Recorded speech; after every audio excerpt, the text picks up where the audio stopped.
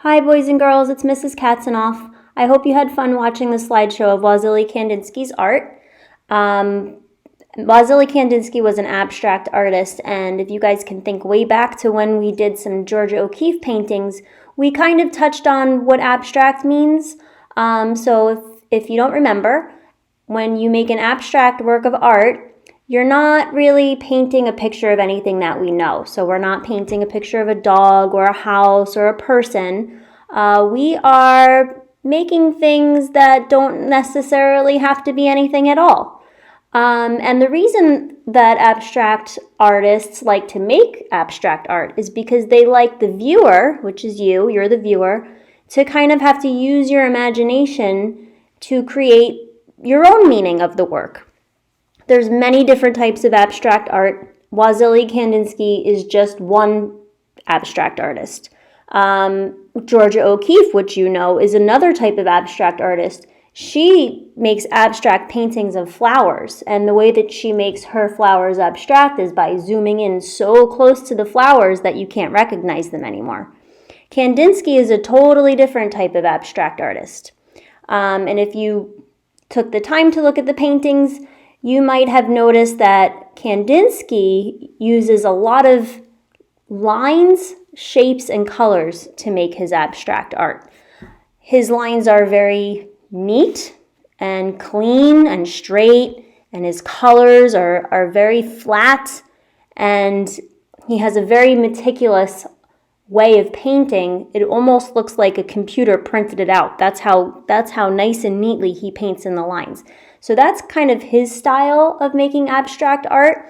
And the most important thing to know about his paintings, or to observe in his paintings, are his use of colors, shapes, and lines. And he arranges them in a way where if you use your imagination, you might start to see some things which aren't really there, but your imagination starts to kick in and you start to see all these different images. One other abstract artist, totally different, is Jackson Pollock.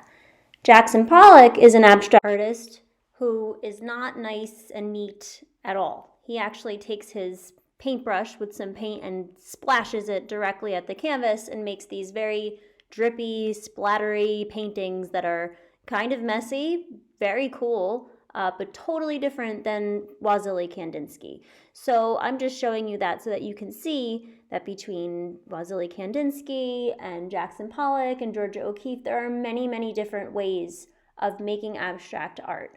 But this week we're going to make something in the style of Wassily Kandinsky. Okay, so this week we're going to make a Kandinsky style abstract drawing, painting. It's whatever you have at home. So I know that not everybody has paint at home, not everybody has crayons or colored pencils. So we're gonna make this work for everyone, depending on what materials you have. To color this in, I started using colored pencils, and I didn't finish coloring it in because I wanted to color in the rest of it with you guys. So we're going to start drawing it, and then next week maybe we'll start talking about some coloring. So don't worry about the coloring yet. And again, if you don't have any coloring supplies, I will show you some really cool ways that you can just color this in with a regular pencil. I did this in a few different steps. First, I started with line, and then I started by adding some shapes, and then I started coloring. So this week, the only thing that you have to do this week is make 2 lines. I know that sounds crazy simple, but it actually will take some time because you're going to have to create 2 lines that are very interesting. So before I start showing you how I created my lines, let's just talk about the different types of lines that we know. So when you guys make your lines, you should use a pencil, but as you guys know, I always like to do my instructions with Sharpie so that you can really see what I'm doing. So what kind of lines do we know? And I know if we were in the classroom, you guys would be raising your hands and telling me about all the different lines that you know, and I miss that, but I'll just have to tell you what they are. So we have a straight line. That's an easy one. There's diagonal straight, there's up and down straight, sideways straight, zigzag. And when you're drawing these lines in your project, you can always change the size of them as you're drawing. So if you're drawing a zigzag like this, and then you want to start going smaller and then bigger, and then kind of vary the amount, the height, the width, you can always change it up. It doesn't have to be perfectly even. You can kind of change it. We have bumpy lines, and again, you can change them as you draw them. Make them more interesting. We have loopy. So many different types of lines. Squiggle.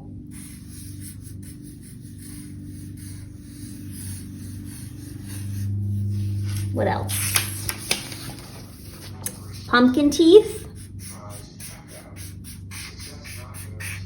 You can make your lines kind of look like a staircase. Swirls. Lots of different types of lines. Okay, so now, what you have to do this week is make 2 lines on your paper. And you want your lines to have a lot of variation. So you want to go really slow, and you want to think about what you're doing as you're doing it. So it's almost like taking a line for a little journey. And you can start anywhere on your paper, in the corner, in the middle, whatever you want to do. I'm going to start over here, and I'm going to go really slow, and I'm going to start with maybe a zigzag. Really slow. And that zigzag could be pretty crazy.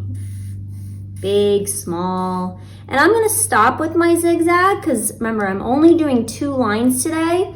So I'm going to stop, and I'm going to change it into something else. So now I'm going to go in from a zigzag to a squiggle. I'm going really slow because I never really know when I'm going to change it, but I do know that I want to keep changing it. Here's a little loop. Some bumps. So I'm changing again. I'm going to stop there. I'm going to do a little staircase kind of line. I'm going to stop. Okay. So already this is turning into a pretty cool drawing just because I really took my time. And what I did not do, I did not go like this. Because this is a line, but it's more like a scribble, and there's really nothing interesting about it. I didn't really change it. I didn't incorporate all the different lines that we just talked about. So you could see the difference between doing something like this and doing something like this. Okay, so this is kind of more what we're looking for. We're looking for more of a drawing and not so much a scribble. Okay, so I said we have to do 2 lines, so I still have to fit line number 2 in here, but what I don't want to do is scribble on it. So I have to be really careful that I don't do things like, now I'm going to ruin my drawing, but that's okay, I can make another one. What I don't want to do is have my second drawing come in and just completely take over my drawing, because you could see that kind of makes it very confusing. So the challenge is that you have to have 2 lines that only intersect like once or twice. And when I say intersect, I mean they only cross over each other once or twice. So here, let's do one where I have successfully put 2 lines in, 2 very interesting lines that exist together in the same drawing, but they don't fight with each other for attention. And remember, go really slow so that you have a minute to kind of think about what kind of line you're doing and when you want to change it. So that's line number 1. I'm going to stop. I'm going to move over somewhere else where I have a lot of space. You might practice a lot before you get to the drawing that you want to use for this project.